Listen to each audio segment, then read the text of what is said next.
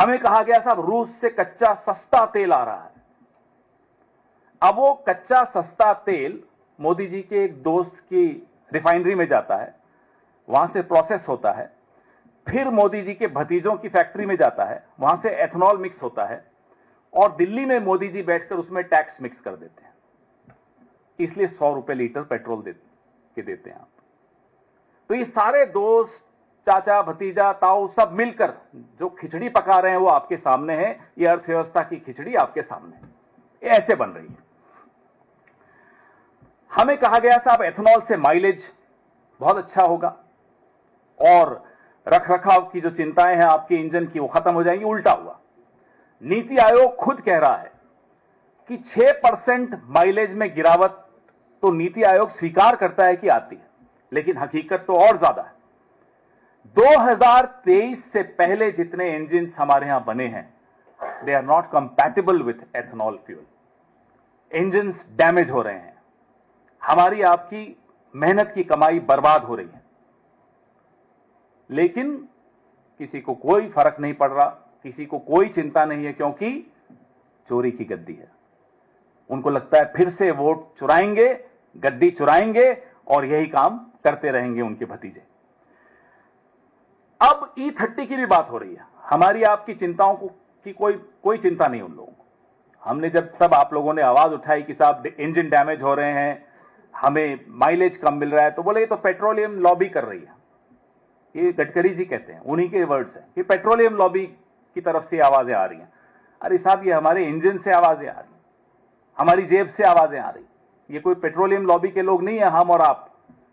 हम तो petroleum lobby के शिकार हैं, अब हम एथेनॉल लॉबी के भी शिकार हैं। आम नागरिक तो हर जगह से परेशान किया जा रहा है, पेट्रोलियम लॉबी भी और एथेनॉल लॉबी भी और वोट चोर भी, सब परेशान कर रहे हैं। अब आपको मैंने बताया पानी, अनाज, तकनीकी प्रभाव। अब किसानों पर आ जाइए। किसानों का हमें कहा गया साहब ये एथेनॉल की वजह से उनकी आय 2022 में दुगनी हो जाएगी। वो हकीकत भी आपके सामने है। किसानों को नहीं मिल रहा। शुगर केन की जो बड़े बड़े लोग हैं उनको जरूर मिल रहा है लाभ, गडकरी जी की बेटों की फैक्ट्रीज को मिल रहा है लाभ। किसानों को इसका कोई लाभ ट्रांसफर नहीं हुआ।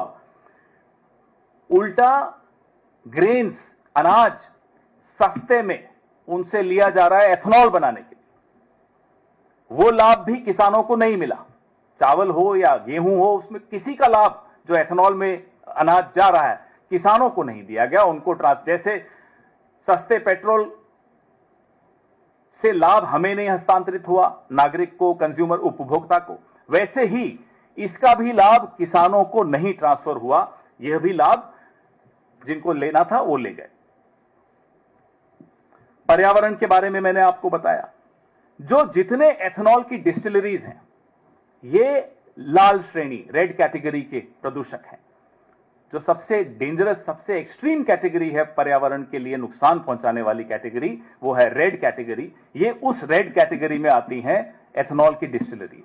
तो हमें एक बात कोई समझा दे सरकार की तरफ से कि ये एथेनॉल से लाभ किसको हुआ, आम नागरिक को क्या लाभ हुआ, किसान को क्या लाभ हुआ, पर्यावरण को क्या लाभ हुआ, किसको लाभ हुआ, बताइए। ये सवाल रोज बढ़ रहे हैं, सवाल आज भी खड़े हैं, जवाब नहीं मिल रहा।